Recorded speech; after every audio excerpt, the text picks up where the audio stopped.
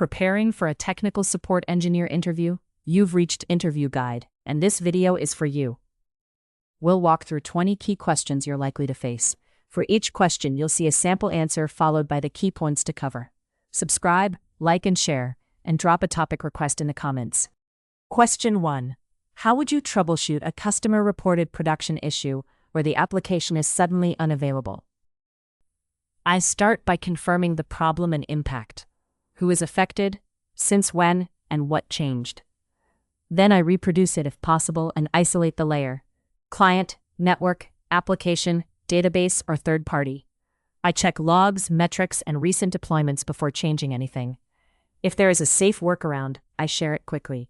For production incidents, I communicate updates regularly and document the final root cause and fix. While answering, focus on your troubleshooting. Question 2. Explain DNS and how you would debug a DNS-related connectivity issue. DNS converts a hostname into an IP address so clients can find services. If a user says a site is unreachable, I check whether the domain resolves using NSLookup or dig, compare results from different resolvers, and verify TTL, CNAME, A, and AAA records. I also separate DNS failure from network or server failure by testing direct IP access. Common fixes include correcting records, waiting for propagation, or clearing stale cache. Make sure to cover hostname resolution, A and CNAME records, TTL, caching, propagation, tools like NSLookup and dig, and how to distinguish DNS failure from server or network failure. Question 3. What is the difference between TCP and UDP, and where might each appear in support work? TCP is connection-oriented and reliable. It guarantees ordered delivery using acknowledgements and retransmissions, so it is common for HTTP, SSH, databases, and email. UDP is connectionless and faster, but it does not guarantee delivery or ordering, so it fits DNS, VoIP, gaming, and streaming. In support, TCP issues often show as timeouts or resets, while UDP issues show as packet loss or poor call quality. The right protocol depends on reliability versus latency. In your answer, talk about connection reliability, ordering, retransmission, latency, common protocols, and practical troubleshooting signals such as dropped packets, timeouts, streaming glitches, or connection resets. Question 4. How do HTTP status codes help you troubleshoot web application issues? HTTP status codes quickly tell me where to investigate. A 400 usually means a bad request, 401 authentication failure, 403 authorization failure, and 404 missing resource. A 500 points to server-side errors, while 502, 503, or 504 often indicate gateway, availability, or timeout problems. I use browser dev tools, curl, response headers, request IDs, and server logs to connect the user-facing error with backend evidence. Status codes narrow the problem fast. Be sure to mention status code classes.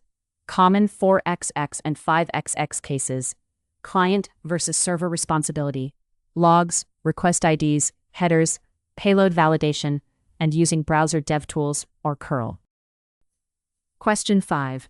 A customer says an API call is failing. How would you investigate it? I first ask for the exact endpoint, timestamp, request method, payload, headers, response code, and error body. Then I reproduce the call in Postman or curl using the same credentials and parameters. I verify authentication, required headers, JSON format, rate limits, and API version. If it still fails, I search logs using the request ID or timestamp. My goal is to identify whether the issue is request format, permissions, service behavior, or infrastructure. While answering, cover endpoint validation, method, headers, authentication, request body, response code, rate limits, network path, reproducibility with curl or Postman, and correlating request IDs with backend logs. Question 6. What Linux commands do you commonly use when debugging server issues? For logs, I use tail, grep, less, and journal-ctl. For resources, top, htop, free, df, and du help identify CPU, memory, and disk pressure. For networking, ss, netstat, ping, traceroute, curl, and dig are useful. I use ps and systemctl to inspect processes and services, and ls, chamod, and chaum for permission issues. I avoid random changes. I gather evidence first, then make the smallest, safe correction.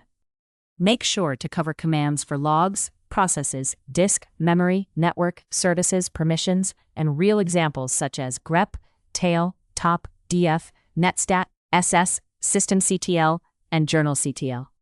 Question 7. How would you troubleshoot high latency reported by users in one geographic region? Regional latency usually means I should compare affected and unaffected paths. I check user location, ISP, DNS resolver, browser timing, and traceroute results.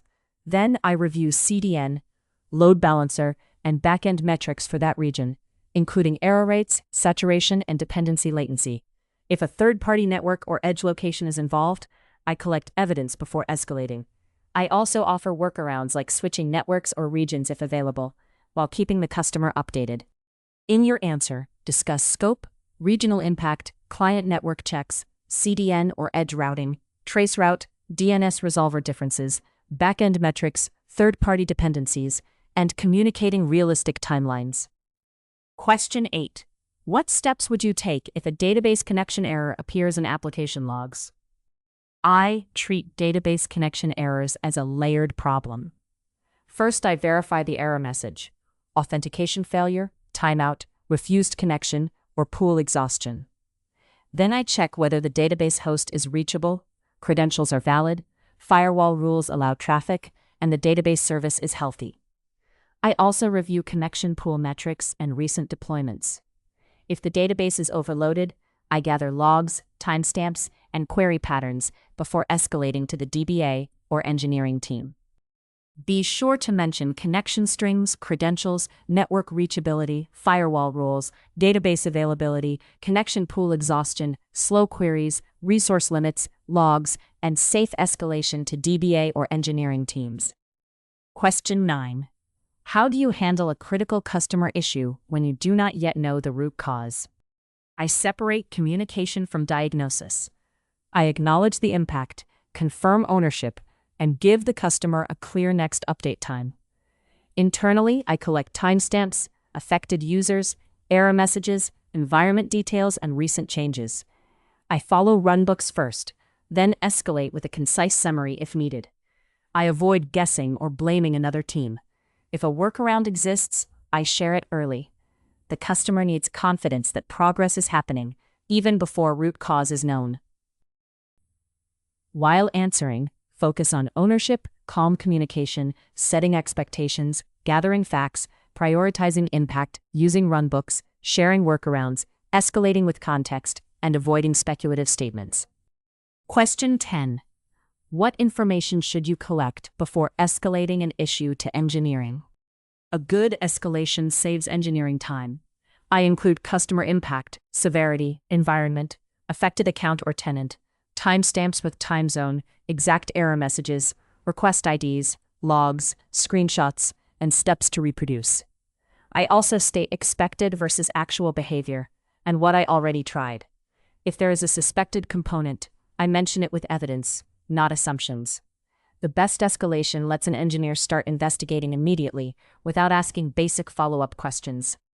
Make sure to cover reproducible steps, environment, logs, screenshots, timestamps, user impact, expected versus actual behavior, severity, recent changes, troubleshooting already done, and why escalation is necessary. Question 11. Explain SSL/TLS certificates and how you would troubleshoot certificate errors. SSL/TLS secures communication and proves the server identity using certificates. When users report certificate errors, I check expiration date, hostname mismatch, certificate chain, missing intermediate certificates, and whether the certificate authority is trusted.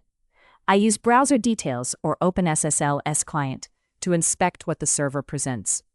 I also verify load balancer and CDN certificate configuration. Many incidents come from expired certificates or incomplete chains, so monitoring certificate expiry is a strong preventive practice.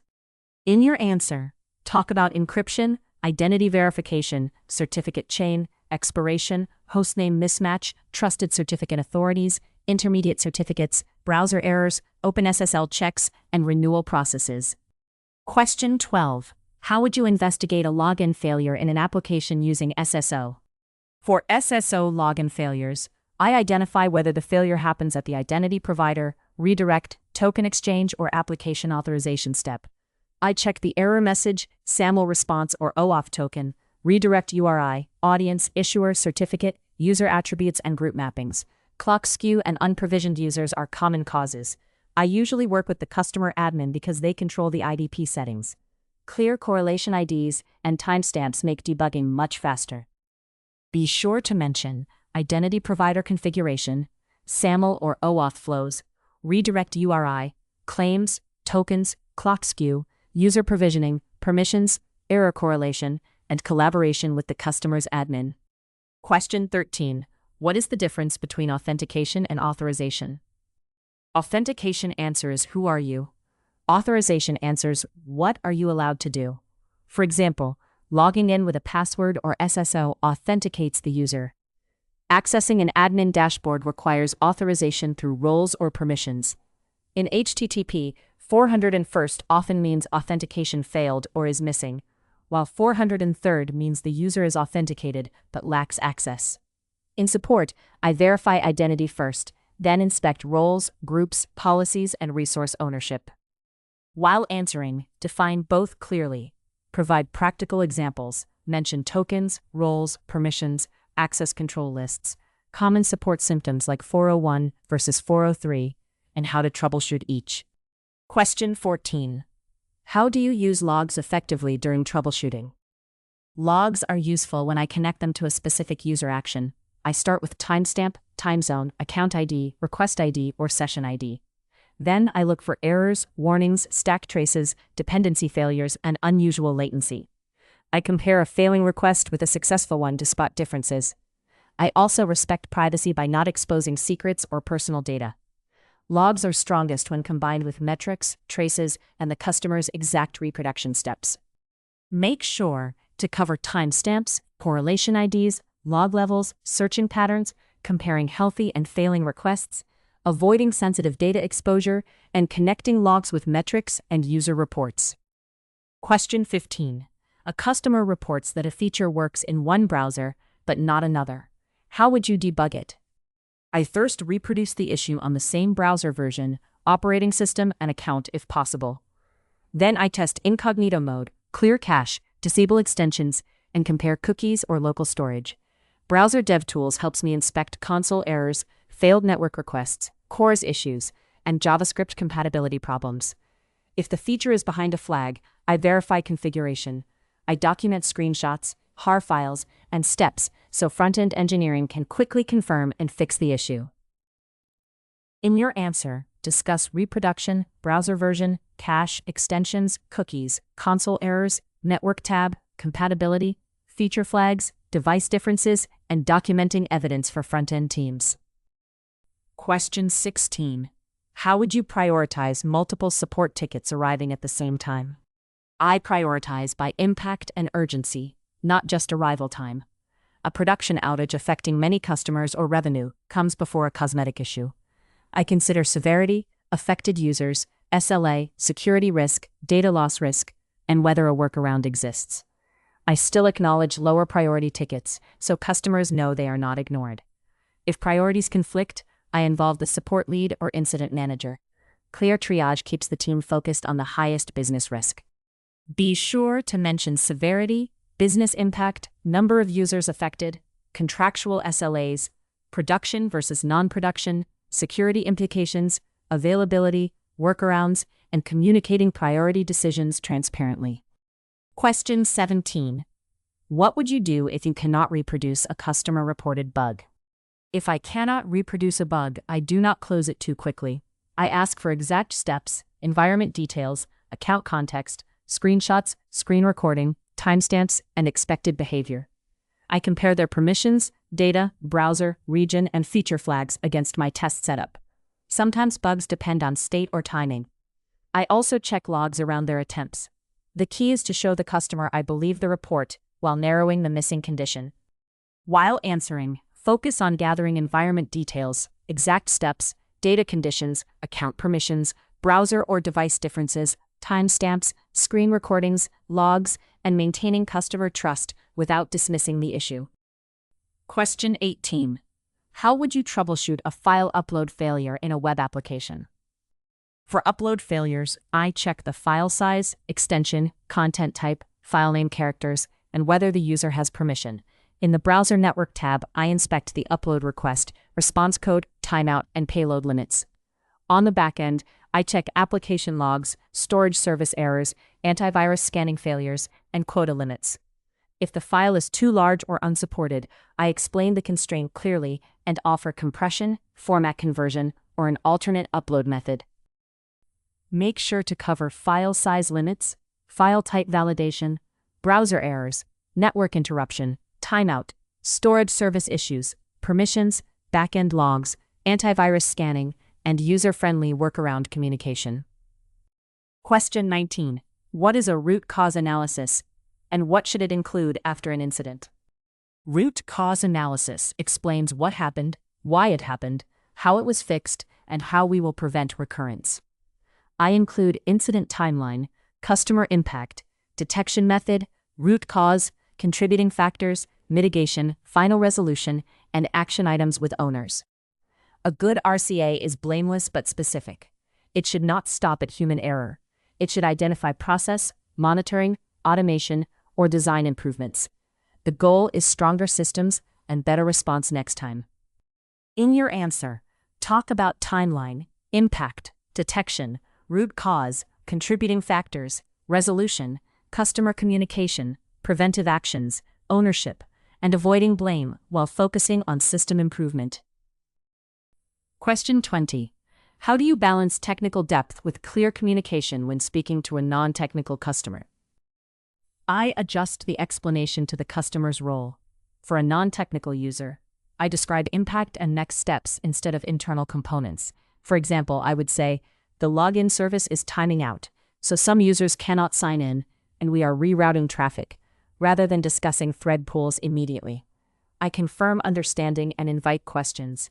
If technical stakeholders need detail, I provide logs or diagnostics separately. Clear communication reduces frustration and builds trust. Be sure to mention audience awareness, avoiding jargon, translating impact, confirming understanding, giving actionable next steps, being honest about uncertainty, and keeping technical details available for advanced stakeholders. If you are still with us, congratulations. You are much ahead of the rest and serious about preparing for your interview. We hope we were able to add value to your preparation and create some helpful content. Do not forget to like and share this video. Your small act can do great things for us.